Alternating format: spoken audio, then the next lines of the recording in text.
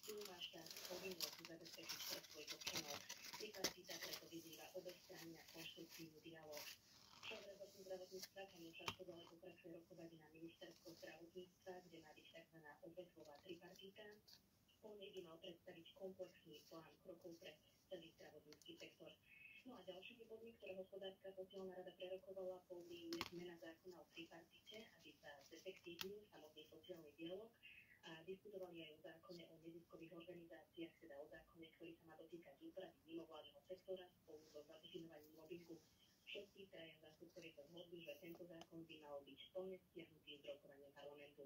Odo mňa je to na teraz všetko. Vraciam slovo do štúdia. Stručne z domova.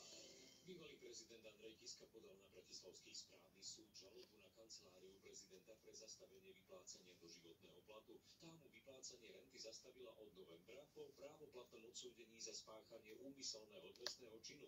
Ex-prezident kritizuje, že o zastavení platu sa nedozvedel oficiálne priamo z kancelárie, ale prostredníctvom médií 2 týždne vopred.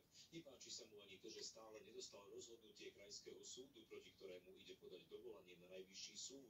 Kancelária prezidenta reagovala, že postupovala striktne podľa zákona a rešpektuje právo Andreja Kisku obrátiť sa na súd. Saldo zahraničného obchodu Slovenska bolo aj v októbri aktívne, a to vo výške takmer 392 miliónov eur. Nárastu exportu pomáha najmä vyššia hodnota vyvezených automobilov. Na strane importu rast podporili viaceré komodity patriace do kategórie stroje a prepravné zariadenia či rôzne priemyselné výrobky. Firmy na Slovensku sa obávajú korupcie najviac za posledné roky. Trápia ich najmä zmanipulované verejné zákazky, nerovnaký prístup k rôznym povoleniam, či to, že korupčníci nie sú trestaní. Vyplýva to z viacerých prieskumov medzi podnikateľmi na Slovensku, o čom informovala nadácia Zastavme korupciu. Počúvate Rádiožurnál. Režim Bašara Asada v Sýrii je už minulosťou, no boje v krajine pokračujú. Povstalci majú totiž pod kontrolou len tretinu štátu. Časť územia pri hraniciach okrem toho obsadilo Turecko. Izrael vyslal tanky do nárazníkovej zóny na okupovaných Golanských výšinách. Spojené štáty začali s ostreľovaním pozícií Islamského štátu. Experti upozorňujú, že pád režimu môže zmeniť geopolitiku v celom regióne. Ešte pred pár dňami si len málo kto vedel predstaviť, že sa Asadov režim stane minulosťou. Teraz sa zas mnohí snažia predstaviť si, ako bude región vyzerať nielen o pár dní, ale aj v budúcnosti. Religionista z UK Attila Kováč upozorňuje. Nevieme naisto povedať, čo bude alebo čo nebude. Môžeme len špekulovať v zásade. Irak už naznačí, že nechce zasahovať. Irán tiež vyzerá tak, že to nejakým spôsobom dostať von. Teherán však zrejme zostane tak povediac von, aj pokiaľ ide o podporu Hizbaláhu v Libanone. Politolog Chatham House Haid Haid totiž upozorňuje, že Irán bude mať problém ďalej dodávať zbrane Hizbaláhu cez Sýriu.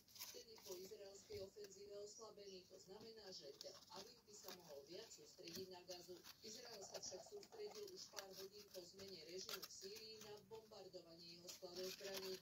Attila Kováč tiež pripomína, že roztrhal ich 50-ročnú zmluvu medzi Tel Avivom a Damaskom.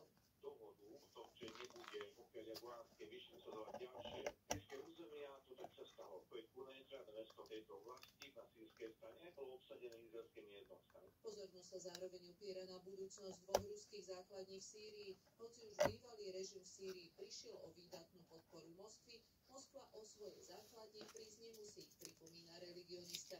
Je pravdepodobné, že by tam zostali tie základne, že by Rusko sa dohodlo s tým novým režimom, akokoľvek poskytol vlastne útočisko Asadovi a jeho rodine, ale v zásade tie geopolitické záujmy nepustia a Rusko to investovalo príliš veľa, aby to opustil. Média experti sa zhodujú, že ďalší vývoj v krajine bude závisieť od vnútropolitických mocenských zmien. Anna Šípošová, Slovenský rozhlas. Len pár hodín po páde sírskeho režimu sa v krajine rozhoreli boje medzi ozbrojencami, ktorí dobili Damask a Kurdmi. Militanti podporovaní Tureckom už údajne obsadili kurdské mesto Manbidž a na územie pod kontrolou etnickej skupiny útočí aj spomínaná Ankara. Tá podľa expertov zrejme získa vývojom situácie najviac, pretože triumf spojencov dokáže zužitkovať mocensky a ekonomicky.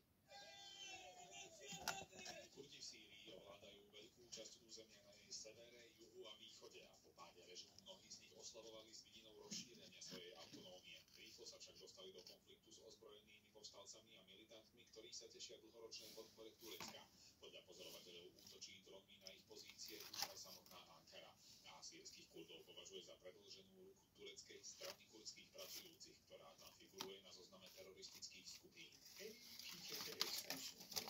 Turecký minister zahraničných vecí Hakan Fidan vylúčil, že by sýrski Kurdi boli pre Ankaru partner na vyjednávania o budúcnosti krajiny, keďže ich jednotky sú vraždlené nesýrskych bojovníkov. Postoj štátu by sa podľa neho mohol zmeniť, ak by sa najprv zmenili oni. Prezident Recep Tayyip Erdogan vyhlásil, že pád režimu prezidenta Bašara Asada prináša novú politickú a diplomatickú realitu. Experti sa zhodujú, že Turecko môže zo